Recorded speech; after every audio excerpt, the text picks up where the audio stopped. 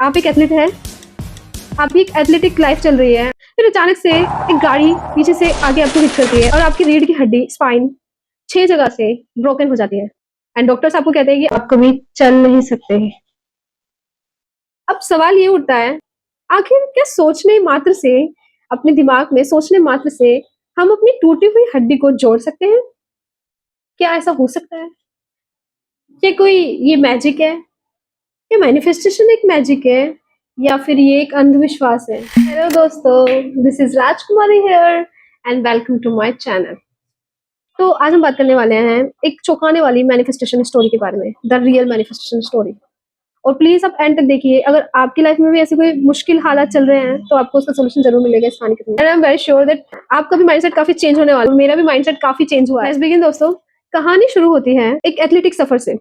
ये कहानी है डॉक्टर जॉय डिस्पेंजा की। तो साल था 1986। कैलिफोर्निया में ट्रायथलॉन रेस में पार्टिसिपेट किया था डॉक्टर जॉय डिस्पेंजा ने।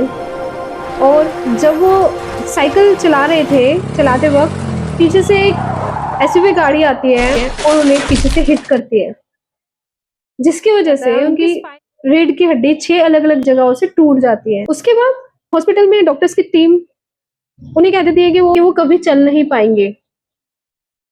ये सुनकर उनका क्या हाल हुआ होगा आप सभी समझ सकते हैं दोस्तों। डॉक्टर्स ने ये भी बोला कि अगर वो हैंगटन रोड सर्जरी, जो कि बहुत रिस्की और पेनफुल सर्जरी होती है, ये बोला कि उन्हें हर हाल में करानी ही पड़ेगी, नहीं तो वो पैरालाइज हो जाएंगे, उनकी लाइफ रिस्क में आ जाएगी। और अगर उन्होंने ये सर्जरी करा ली है तो भी उनकी लाइफ रिस्क में है, क्योंकि कराने के बाद वो डिसेबल हो जाएंगे, वो व्हील चेयर पे आ जाएंगे और उन्हें बाकी की लाइफ अपनी व्हील चेयर पर ही गुजारनी पड़ेगी। अब सर्जरी कराए तो प्रॉब्लम, सर्जरी ना कराए तो प्रॉब्लम, लेकिन सर्जरी नहीं करा रहे तो पैरालाइज होने का खतरा। लेकिन इस इंसान ने ऐसा सुनने के बाद भी रिस्की डिसीजन लिया और उन्होंने सर्जरी के लिए मना कर दिया। डॉक्टर्स के एडवाइस के खिलाफ जाकर हॉस्पिटल से डिस्चार्ज ले लिया और उनकी हालत ऐसी है कि वो कहीं जा नहीं सकते और वो बस बेड पर ही लेटे रह सकते हैं। तो उन्होंने सोचा कि अब यहाँ से उन्हें कैसे हील करना है अपनी बॉडी को। तो उन्होंने एक मिशन ठाना इसके लिए। उन्होंने सोचा कि एनी हाउ उन्हें रिकवर ही करना है। उनका मानना था कि जो इंटेलिजेंस है जिसने हमारी बॉडी को क्रिएट किया है, वो हमारी बॉडी को हील भी कर सकती है। जब वो अपनी ये जर्नी, मेडिटेशन की जर्नी शुरू ही करने वाले थे, तो उन्होंने फर्स्टली ये सोचा कि उन्हें 2 काम करने हैं अब। क्योंकि उन्होंने पहली चीज़ थी, अपनी कॉन्शियस अटेंशन को उन्होंने उस इंटेलिजेंस पे लगा दिया। उन्होंने माइंड में एक विजन क्लियर किया कि मेरी बॉडी हील हो सकती है और मेरे माइंड में बहुत पावर है, अनलिमिटेड पावर है। जो उनका दूसरा काम था, उन्होंने डिसाइड किया कि मैं कुछ भी ऐसा नहीं सोचूंगा जिस चीज का मुझे एक्सपीरियंस ही नहीं करना है अपनी लाइफ में।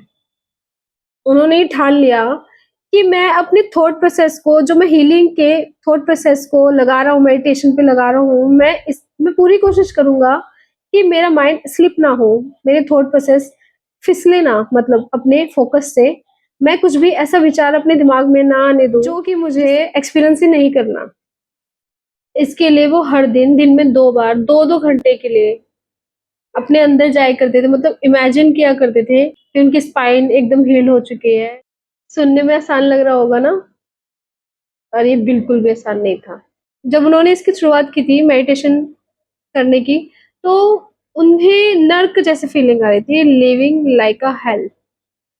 वो उस 2 घंटे में से बस 10 मिनट ही फोकस कर पाते थे और बाकी टाइम उनका उनके नेगेटिव थॉट्स में, उनके वो सिवियर पेन में और डॉक्टर का ये कहना है कि वो कभी नहीं चल पाएंगे, इस पर चले जाता था। उनका दिमाग बार बार भटक जाया करता था, वो मेडिटेशन नहीं कर पाते थे और वो बहुत फ्रस्ट्रेटेड हो जाते थे और उन्हें लगता था कि वो फेल हो रहे हैं। तो फिर टर्निंग पॉइंट कैसे आया, बदलाव कैसे आया, आखिर वो ठीक कैसे हुए? टर्निंग पॉइंट ऐसे आया उनकी लाइफ में क्योंकि उन्होंने हार नहीं मानी।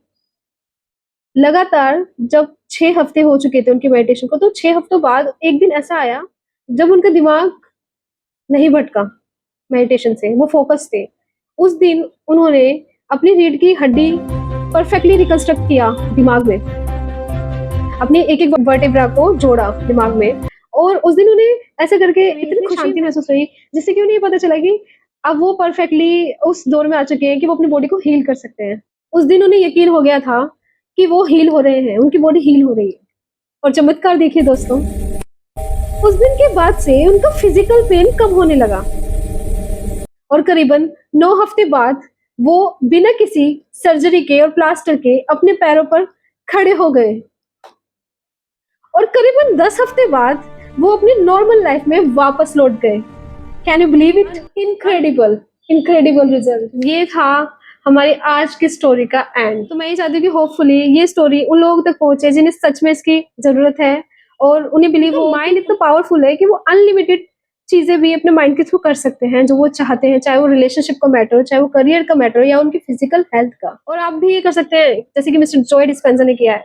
तो लगे रहिए दोस्तों और मिलते हैं अब हम अपनी नेक्स्ट वीडियो में ऐसी ही दमदार स्टोरी के साथ। तब तक के लिए बाय बाय।